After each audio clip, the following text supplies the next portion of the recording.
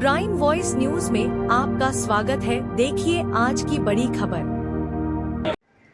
महाराज जी, आप अपना परिचय दीजिए और जो आज हिंदू राष्ट्र पे हमारे तमाम महात्मा मैदान पे उतरे हुए हैं और संघर्ष कर रहे हैं, तो इसमें जो है आप अपनी क्या राय रखते हैं, अपना परिचय देते हुए। जी, सबसे पहले मेरा नाम सूरज मिश्रा है।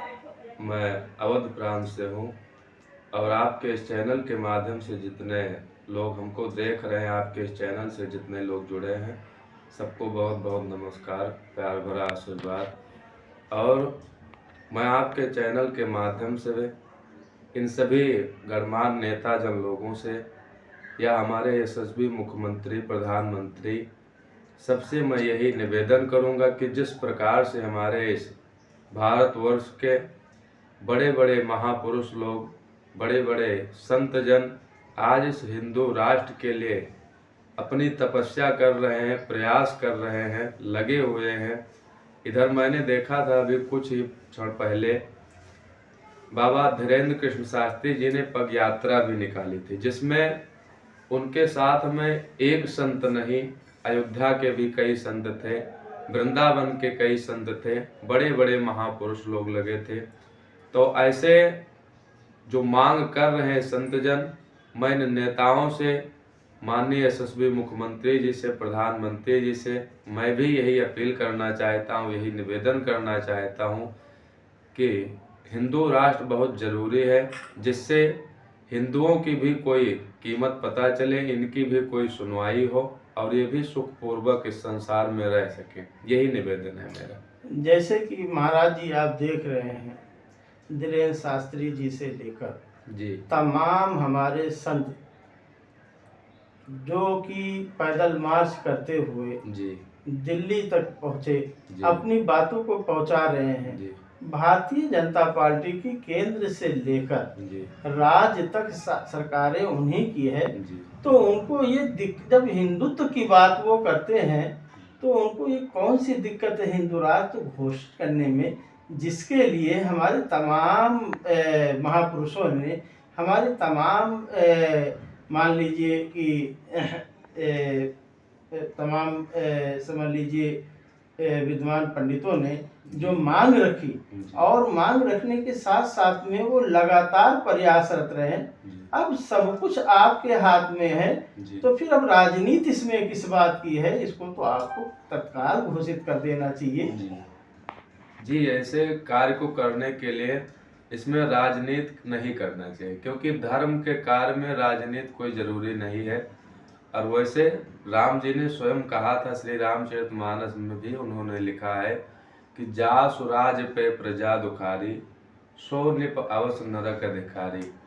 इस संसार में अगर प्रजा को कोई दुख होता है तो उसका पाप किसको लगता है? केवल राजा को ही लगता है। प्रजा के दुख का पाप राजा को लगता है। इसलिए मैं सभी गणमान्य लोगों से, वरिष्ठ नेताओं से यही निवेदन करूंगा कि ऐसे कार्य में राजनीति की कोई ज़रूरत नहीं है। स्वेच्छा अनुसार अपने हिसाब से देख करके, और जो संत महात्माओं की बाड़ी है, जो संत महात्माओं की मांग है, उसको अवश्य पूर्ण करना चाहिए। यही मैं निवेदन करूंगा। जय श्री राम, जय श्री राधे।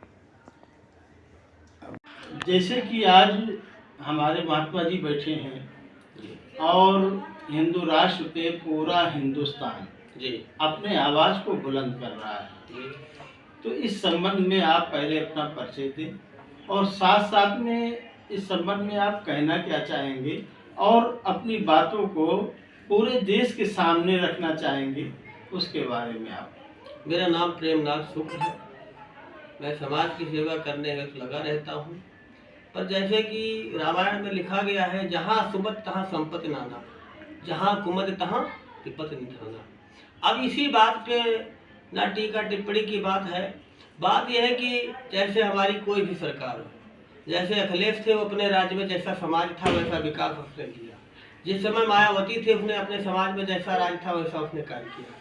माननीय मोदी जी, योगी जी ने जो भी कार्य कर रहे हैं वो भी अपने समय अनुसार ही कर रहे हैं। फिर भी ठीक है।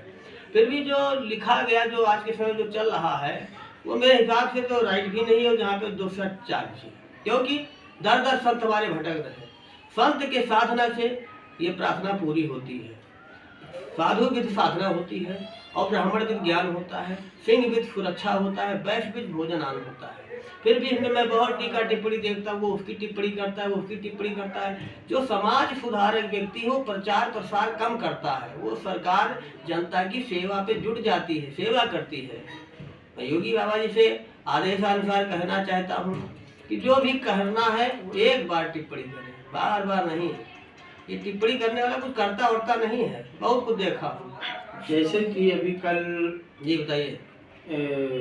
अयोध्या में जी माननीय योगी जी से जी। जब सवाल हुआ जी कि जैसे आपको सेंट्रल में यानी दिल्ली में जी आपको अगर भेजा जाए जी। तो आप क्या पसंद करेंगे? तो उन्होंने कहा कि हम मठ जाना पसंद करेंगे। तो क्या उन पर कोई दबाव है, कोई ऐसा मामला है जिस पर जो वो मुखर हो रहे हैं? क्योंकि देखा गया है कि उनके कार्यकाल में जो उत्तर प्रदेश की तरफ अग्रसित हुआ और तमाम जितने भी दबंग थे आज वो चूहे की तरह बिल में छुपे हुए हैं या तो जेल में हैं। तो योगी जी जैसा समझ लीजिए ये तो भगवान के अवतार ही हम कहेंगे, क्योंकि उनकी सरकार में दबंगों का नहीं, तमाम ऐसे आम नागरिकों की सरकार रही। जी तो इस पर भी आपका क्या? हमारा कहना यह है कि जैसे झुंड में चोर होता है और संत में एक होता है, जैसे योगी जी उनका विचार मत रथ एक है जी, फैसला एक है। जो दावा करते हैं, कहते हैं और करते हैं, उस मध्यम की तरह वो एक फूल की तरह मुस्कुराते हुए शेर हैं, जो भी कह डालते हैं कर डालते हैं। क्योंकि उन्होंने भेड़ियों को और गुंडों को दबाया है। बहुत बहुत भेड़िया भटक रहे थे, बड़े बड़े गुंडे इधर उधर उछल पचल रहे थे, उनको उन्होंने दबा दिया। आज एक हिंदू राष्ट्र में जैसे जो कहते हैं हिंदू राष्ट्र घोषित करना है, वैसे एक हिंदू के अंदर हर व्यक्ति के अंदर जरिया जागृत कर दिया है, विकास कर दिया है, हौसला बुलंद कर दिया है। इसी हौसले में हर व्यक्ति का उमंग है। व्यक्ति जी खा रहा है और आनंद प्रचार प्रसार कर रहा है और दावा फिर भी कर रहा है। योगी आप इस चैनल के माध्यम से जी आज देश को क्या संदेश देना चाहेंगे? देश को संदेश यही देना चाहता हूँ कि जैसे माननीय योगी जी जो भी कहना चाहते हैं वो कहते हैं, तो एक हर व्यक्ति के ऊपर लाइक करें, हर व्यक्ति को अपना समर्थवान समझ करके एक पूर्ण रास्ता तययुक्त कर दें। उस मोर्चे पे हर व्यक्ति सुखी और संपन्न हो और विकास हो, और जो हिंदू राष्ट्र घोषित करना चाहे तो वो घोषित हो जाए। यही हमारा उद्देश्य है, यही हमारा कहना है। हमारा चैनल सब्सक्राइब करें और वीडियो लाइक करें, शेयर करें।